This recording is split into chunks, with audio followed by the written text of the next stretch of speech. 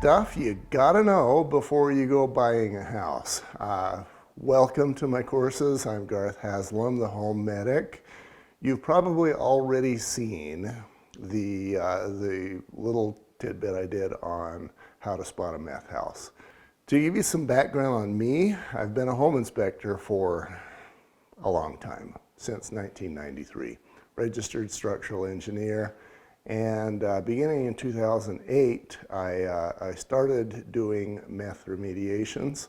I stopped doing that a number of years ago because the chemicals in me didn't get along, but I got a lot of experience in being in meth homes and knowing what to find or knowing what to look for as far as making me a better home inspector. I'm going to share that with you, so this will make you a much better home buyer. Last thing you're going to want to do is find yourself buying a home that is meth contaminated. Now, in the introductory segment, I talked about the 4 signs of a meth home, and we'll hit those quickly, and then I'm going to move forward with that. So the first one is you're going to look for a home that is a small, old, foreclosed apartment or a rental. Basically anything that's free rent. Somebody maybe that maybe grandma who let the meth head son or grandson or whatever live in the basement, and then he repays the favor by contaminating the place and costing her tens of thousands of dollars. So there's that scenario. Basically anything that's cheap rent or free rent. That's category 1. 2 is signs of anger, which is damaged doors and door frames. 3 is a cat urine smell. And I could tell you stories about that. Maybe I will, but we'll get this introduction passed. And the 4th is one that is trashed. Either that or maybe a property that was trashed and now it's been spiffed up. These are the 4 things you're going to look for as you're going through homes to help you avoid, or if it's your strategy to buy a meth home, then that'll help you to perhaps identify those. Now, one thing I should emphasize is that having 4 or 0 doesn't mean you've got a meth home. But the more of these red flags you get, the more you should be testing. And testing is the sure way to know if you've got a meth contaminated property. Let's go down that road. So back in the day, I'm going to give you some background here. The state decided, Utah State decided that they were going to crack down on meth labs. And this was about 2004. So basically they wrote a law that says, hey, if a home is a meth lab, it's got to be decontaminated. We're going to make the following things, which are ingredients in meth making, more difficult to get to. And there's a number of those kinds of chemicals, and I don't need to list all those. But one of them is the sinus medication, anything with a D in it. Those used to be awesome, and now you've got to you got to do a lot more to get to those, because those can be used in the meth making procedure. Now, back in the day, they didn't know there was really no science. They didn't know what was safe, they didn't know what was unsafe, and actually they still kind of don't.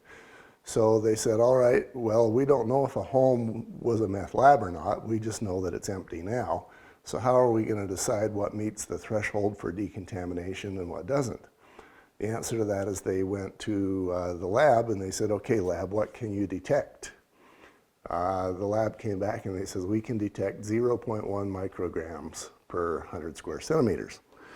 And so the state legislature, or perhaps the regulators, they said, okay, that's the law. You notice that there was no assessment as to whether it was safe or not, no health and safety effects. They just said, okay, you can detect this, so that's the law. Years later, and that was 0.1, years later they said, hey, there's no science here, and we really think that that's way too restrictive. So we're going to change the law to loosen it up, and they changed it from 0.1 to 1.0. Still no science involved in that, but at least it's a less restrictive number. Is that good, bad, or sideways? That's for you to decide.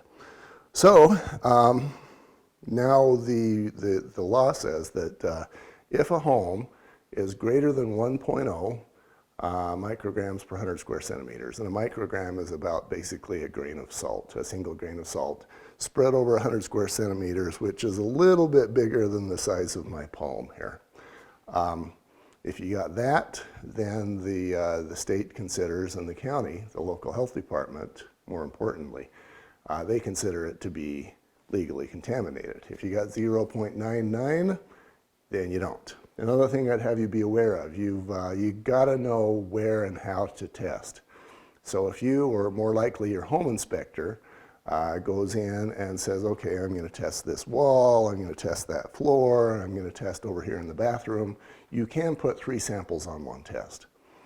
And if you go there, that's great, but maybe the contamination wasn't in this room. Maybe it was in the kitchen, maybe it was in the bathroom, maybe it was in the attic, who knows. But if you're testing this wall just randomly because you want to, chances are that whoever's doing the testing doesn't know what he's doing. We need to test in an area that's more likely to be contaminated. So where's that? That's the HVAC system. So if I was smoking, recreationally, let's say in this room, then maybe some of that contamination goes into this room, and maybe you can measure it here. But if I'm smoking elsewhere in another room, then this room's clean, and you're going to get a false negative on the report. So what you do is all air goes into your HVAC system, the furnace. So your home inspector should be testing once at one of the cold air returns, once at the furnace upstream of the filter, that's called the plenum, and once at an area where you suspect. Sometimes that's going to be in the master bedroom. Maybe it's the guys living in there. Sometimes that's going to be the deepest, darkest corner of the house, which is usually the back corner of the basement. Sometimes maybe even in the garage if you have reason to suspect there. And of course, if there's like iodine stains in the kitchen, then maybe you do your 3rd test there. That's how to properly do a test. And if your inspector does something other than that, red flags. You need to know that.